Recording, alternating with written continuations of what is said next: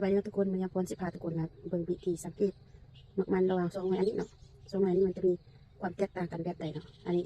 เอาเบิ่งอันนี้เลยส่วนอันนี้จะเป็นสายพันธุ์ต่างหากเนาะอันนี้สายพันธุ์ภาษาเกาหลีก็เลยซินซอนเนาะซินซอนแต่ภาษาบ้านเราบอกว่าสิเป็นสายพันธุ์เปิ้นแบบใดเนาะแต่ว่ารสชาตินี่เบิ่งสีมันเวลามันสุกมันจะออกเข้มๆเนาะแต่ว่ารสชาติมันกรอบกันอันนี้ก็กรอบแต่ว่ามันจะออกส้มๆนิดนึงเนาะทุกคนอันนี้ที่สังเกตแต่ว่ายี่ห้อนี้มันจะพวกขาวมันจะออกแบบลักษณะคือออกเขียวๆในเหลืองๆทุกคนส่วนอันนี้มันเป็นสายพันธุ์อีกต่างหากเนาะอันนี้มันเป็นสายพันธุ์ภาษาเกาหลีเขาเรียกว่าซินบีเนาะซินบีแต่ภาษาบ้านเราก็งูไปกันเนาะแล้ววิธีสังเกตเนาะเขาก็จะให้ทุกคนเบิ่งว่านะทางหัวนี่นะมันจะออกแบบสีออกขาวๆเวลามันสุกเนาะเวลามันสุกมันจะออกเป็นสีชมพูอมแล้วก็ข้างๆด้วยมันเป็นออกสีขาวเนาะออกขาวมาเป็นมากขาวอันนี้มันเป็นมากดอกเหลืองๆทุกคนสังเกตแล้วก็หัวนี่มันจะแหลมๆเนาะแหลมๆคือจุ่ยเนาะทุกคนอันนี้สมเทียบรสชาติแบบนี้รสชาติก่อน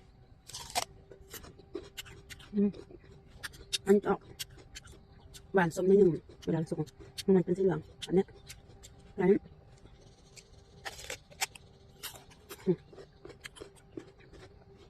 เป็นสีขาว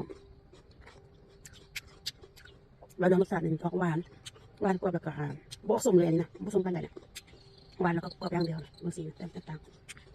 มันออกสมนิดนึงเวลาสุกแต่ถ้ามาอันใดที่ว่าแซ่บก่อนนะ